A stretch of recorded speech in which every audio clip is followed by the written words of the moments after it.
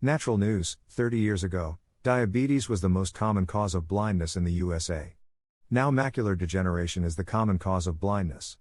Age-related macular degeneration, AMD, is much more common now than a few decades ago. After age 50, odds for AMD occurring are 1 in 10.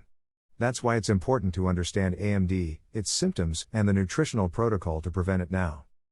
I don't think there's any doubt we have an epidemic, asserts Dr. Paul Beaumont, an ophthalmologist with the Macular Degeneration Foundation. He has seen a tenfold increase of AMD in the last 30 years. What macular degeneration is? Like cancer, macular degeneration develops slowly. AMD progressively affects the macula. The macula is located in the center of the retina, which is inside of the eyeball, sending signals through the optic nerve to the brain. The macula is responsible for focusing central vision. A lack of focus makes it difficult to see well straight ahead while retaining decent peripheral vision.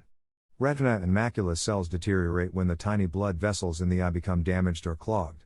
Cellular nourishment, oxygenation, and waste removal become clogged. Then the cone cells in the macula lutea wither and die.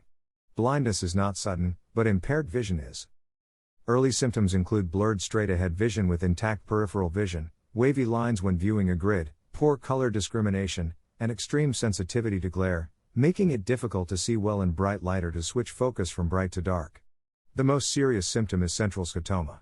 Central scotoma is a gray, black, or blind spot in the middle of one's vision. Some levels of advanced macular degeneration.